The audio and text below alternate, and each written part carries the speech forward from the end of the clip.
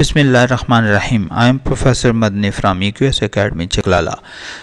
बच्चों, जैसा कि हमने पिछले प्रीवियस क्वेश्चन के अंदर आप लोगों को पता है हमारी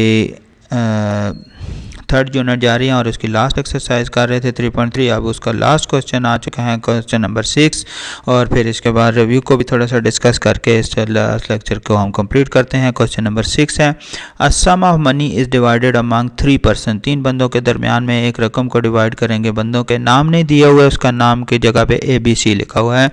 इन दी रेशियो A के लिए 10, B के लिए 7 और C के लिए 5।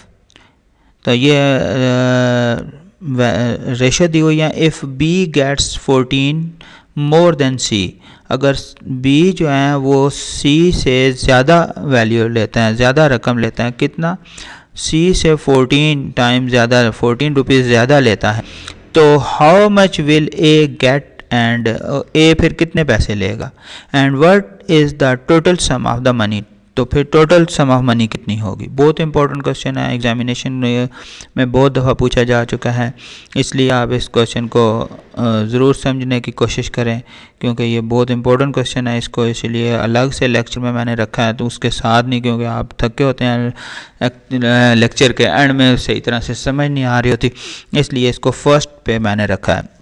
यानी क्वेश्चन का एक्सरसाइज का लास्ट क्वेश्चन है, लेकिन लेक्चर का फर्स्ट क्वेश्चन रखा है। अब इसमें as the given ratio A, B और C की 10, 7 और 5 ये ऊपर गिवन है। So let money of the each person, अगर हमने रकम को तो उन्होंने दी नहीं है, तो हम वैल्यू को, जो भी हमारे पास मनी है उसको हम एक्स लेट कर लेते हैं। तो क्या बन जाएगा हमारे पास, जितनी भी जो भी वैल्यू आई है 10, 7 और 5, इन सब के साथ हम x, जैसे 10 रुपये के लिए हमने x लिख दिया, मनी है जो 7x प्लस 5x, तो ये हमारे पास 3 रेशियो में थी वैल्यू, इसको हमने x के साथ लिख दिया। By the given condition B's money minus C's money, B की वैल्यू में से C की वैल्यू को माइनस कर देंगे तो वो हमारे 14 रुपये के इक्वल आएगा। ये देखें ऊपर क्वेश्चन में पढ़ें, if B gets 14 more than the C, तो B की वैल्यू में से अगर C की वैल्यू को माइनस कर दें तो वो 14 के इक्वल आता है। तो ये हमारे पास B की वैल्यू क्या है, B's money and C's money. B की है हमारे पास 7 और C की है हमारे पास 5। तो 7x minus 5x is equal to 14, तो 7 में से 5 को सब्ट्रैक्ट करेंगे तो 2x आ जाएगा। 2x is equal to 14। अब 2 को डिवाइड कर देंगे इस साइड पर भी और इस साइड पर भी, 2 के साथ कैंसिल हो जाएगा और 2 7 और 14, x की वैल्यू हमारे पास 7 आ जाएगी। तो ये हमारे पास x की वैल्यू आई है।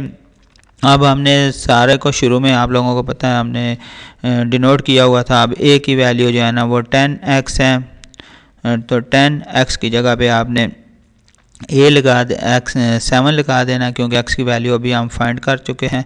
ये देखें x की वैल्यू है हमारे पास 7, तो हमारे पास 10x है, तो 10 एज इट इज़ आ जाएगा। x की जगह पे 7 पुट कर देंगे तो 10 7 और 70, a की जो मनी थी वो 70 हो गई।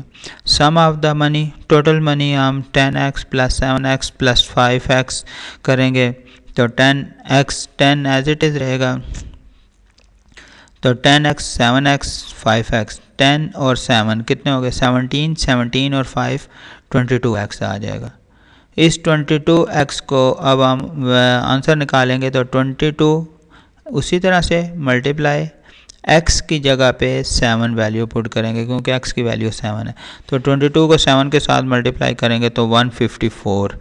तो टोटल जो मनी थी वो हमारे पास निकली है 154। इस तरह से हमने ये वाली इसका आंसर निकाल लिया। तो ये बच्चों हमारी एक्सरसाइज ख़त्म हो गई। इसका ये लास्ट क्वेश्चन था, मोस्ट इम्पॉर्टेंट क्वेश्चन था। रिव्यू करनी थी, लेकिन रिव्यू इंशाल्लाह ताला फिर करेंगे, और ये लास्ट क्वेश्चन को आप 2-3 दफ़ा प्रैक्टिस करें। उम्मीद है कि आप लोगों को समझ आएगी, और बहुत इंपॉर्टेंट क्वेश्चन है। ओके, अल्लाह हाफिज़।